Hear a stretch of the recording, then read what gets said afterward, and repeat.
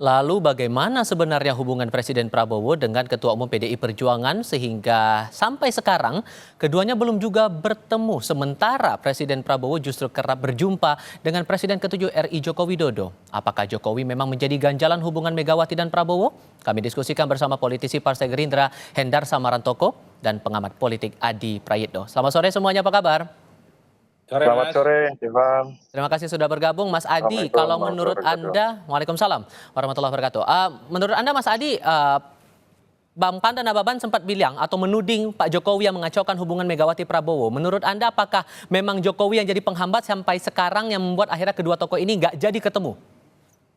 Kalau dulu mungkin pernyataan Pandangan Baban agak sedikit relevan karena memang memisahkan Prabowo Subianto dengan Jokowi dalam konteks Pilpres sepertinya memang agak sulit. Jadi ketika PDIP misalnya kalah dalam Pilpres, mereka kan menuding pasangan yang diusung oleh Bang Hendar Sam ini adalah pasangan yang dimenangkan dengan cara-cara yang tidak adil dan seterusnya. Tapi kan Pilpres sudah berlalu dan kemudian Prabowo Subianto secara definitif sudah menjadi presiden dan hampir menjelang 100 hari kekuasaan politiknya. Jadi mestinya sudah tak ada lagi mestinya jarak psikologis politik apapun antara PDIP dengan Gerindra, antara Megawati dengan Prabowo Subianto. Apalagi kita satu persatu mendengarkan statement-statement elit PDIP, Megawati, Puan Maharani, Ahmad Basarah, Bambang Pacul, Said Abdullah.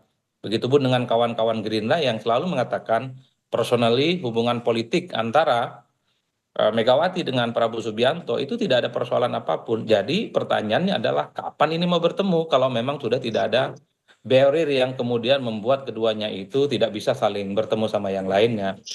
Itu publik itu khawatir jangan-jangan memang yang tidak mau bertemu dengan Pak Prabowo itu adalah Megawati Soekarno Putri karena masih Kenapa? menganggap Prabowo itu masih dianggap bagian dari Jokowi dan Jokowi dinilai mungkin punya pengaruh terhadap Prabowo Subianto. Saya kok melihat belakangan ini Prabowo Subianto itu sudah menunjukkan dirinya sebagai Presiden Republik Indonesia yang saya kira semua keputusan politiknya itu tidak bisa diintervensi oleh siapapun. Bahwa ada pernah berkoalisi dengan Prabowo dalam konteks Pilpres, saya kira sudah selesai.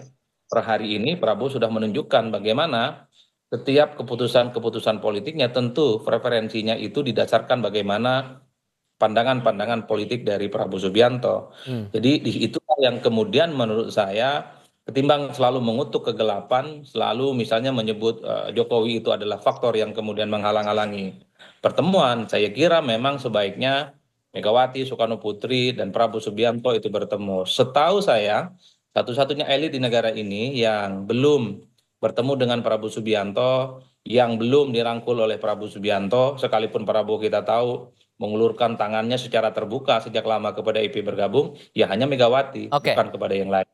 Bang Hendar Sam, kalau kemudian ada tudingan bahwa ya yang menjadi penghambat antara pertemuan Bu Mega dengan Pak Prabowo nggak jadi-jadi juga sampai sekarang adalah Pak Jokowi. Sementara kalau kita lihat di belakang, Pak Jokowi dengan Pak Prabowo sering banget ketemunya. Bahkan minggu lalu sempat ketemu juga di acara pernikahan. Itu yang bikin penghambat, apakah betul Pak Jokowi atau ada alasan lain?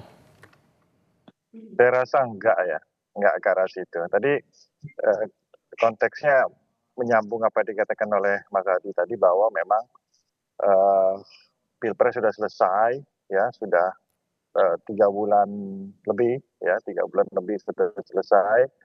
Jadi harusnya tidak ada lagi tentang masalah itu. Nah, prinsip dari Pak Prabowo adalah bagaimana yang utama itu adalah persatuan. Persatuan dimulai dari elit-elit ini, ya kan, termasuk juga dengan Bu Megawati yang kita anggap sebagai salah satu simbol dan tokoh sentral di politik Indonesia pada saat ini, sehingga ya mungkin saya beliau yang belum sempat bertemu, tapi apakah hubungan mereka berdua baik-baik saja? Ya tentunya sebagaimana sudah kita ketahui tidak ada masalah. Ada 2 faktor pokok yang menjadikan kenapa mereka baik-baik saja, ya Pak Prabowo dan Bu Mega, yaitu faktor kedekatan emosional yang sudah terbangun bertahun-tahun, ya berbelas tahun, berpuluh-puluh tahun mungkin kan gitu, ya dari berpasangan sebagai presiden dan wakil presiden, dan kemudian ada kedekatan dan kesamaan ideologi antara Gerindra dan PDI itu juga.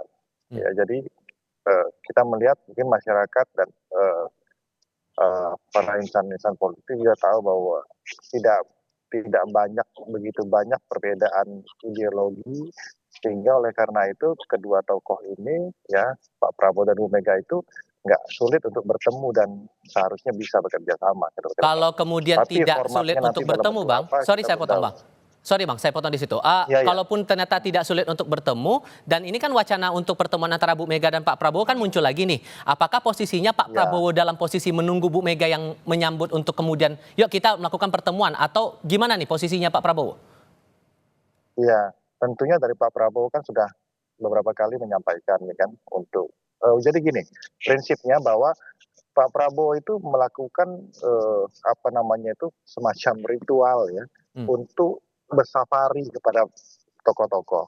Jangankan kepada Bu Mega ya, kepada Pak Erick Thohir, kepada dulu yang para tokoh-tokoh calon-calon cawapres yang akhirnya tidak manggung, beliau datang itu satu persatu. Itu merupakan apa nama itu cara beliau untuk merajut persatuan ini dan gitu. Nah masalahnya terkait dengan Bu Mega yang kalau yang kita tangkap bahwa format untuk bertemu itu kan bukan juga harus seperti yang diinginkan oleh publik. Nah Bu Mega kan sudah menyampaikan, saya kan bisa kirim orang kan gitu kan. Ya. Jadi komunikasi tetap bisa terjalin, tapi apakah yang diinginkan Pak, yang publik itu kan nggak seperti itu, seperti harus ada panggung tertentu, seremoni tertentu, mereka bertemu seperti di Tengku Umar Pak beberapa tahun yang lalu kan gitu ya. Ada apa namanya nasi goreng yang disuguhkan atau ada hidangan-hidangan lain kan seperti itu. Tapi kami melihat ya, saya melihat bahwa ke depannya komunikasi ini terjalin. Pak Dasko contoh ya kan sebagai salah satu tangan kanan Pak Prabowo dengan Mbak Puan itu ya komunikasinya lancar terus. Baik. Beliau berdua ada di Senayan dan selalu terjalinlah komunikasi itu. Masih terjalin dengan baik, tapi di sisi lain juga Mas Adi, kita menangkap juga pernyataan Bu Mega di HUT Partai waktu itu yang kirim sinyal akan di luar, dan kalau ketemu pun cukup lewat utusan. Tadi juga disilakan oleh Bang Hendarsam juga. Apakah kemudian bisa ditangkap bahwa ini akan sulit nih Pak Prabowo buat ketemu Bu Mega di kemudian hari, Mas Adi? Singkat saja. Dan sebenarnya secara politik PDIP itu kan sudah bekerja sama dengan Gerindra. Itu terbukti misalnya tidak ada utak-atik terkait dengan Undang-Undang MD3. Makanya Puan Maharani tetap menjadi Ketua DPR. Itu yang saya kira menjadi penting ya dilihat secara signifikan. Sebenarnya secara substantif Gerindra dan PDIP itu sudah bekerja sama. Cuman begini Mas Tifal, saya khawatir pertemuan Megawati dan Prabowo Subianto itu didasarkan atas dua teori, bahwa sepanjang misalnya hubungan politik antara Jokowi dan Prabowo Subianto itu baik-baik saja, maka sulit misalnya bagi Megawati untuk melakukan pertemuan dengan Prabowo. Itu teori pertama. Tapi sebaliknya, kalau hubungan antara siapa namanya Pak Prabowo Subianto dan Jokowi itu tidak baik-baik saja, maka disitulah kemudian peluang pertemuan antara Megawati dan Pak Prabowo akan segera dilakukan. Saya khawatir itu teorinya. Kalau nunggu Prabowo itu renggang dengan Jokowi, rasa-rasanya untuk hari ini agak sulit. Karena memang ada kecenderungan rata-rata secara umum bahwa memang Prabowo Subianto itu sangat kelihatan sekali untuk menciptakan stabilitas dan keseimbangan politik. Makanya kabinetnya gemuk dan merangkul semua kalangan. Kabinetnya pun udah hampir 100 orang, 108 lah kurang lebih. Dan semua elit-elit kunci itu dirangkul. Karena bagi Prabowo, zero enemy mazhab politiknya. Itulah yang saya kira berharap Prabowo berjauhan dengan Jokowi, kemudian berjarak dengan Jokowi sebagai syarat misalnya agar Mega itu bertemu dengan Prabowo, rasa-rasanya sulit. Karena Oke. Prabowo itu Baik. tentu untuk 5 tahun yang akan datang, siapapun tak boleh ada yang jadi lawan. Oke, Mas Adi Prayitno, Bang Hendar Samarantoko, terima kasih sudah mau berdiskusi bersama kami. Sehat selalu semuanya. Selamat sore. Ya, terima kasih Tifa, terima kasih Mas Adi.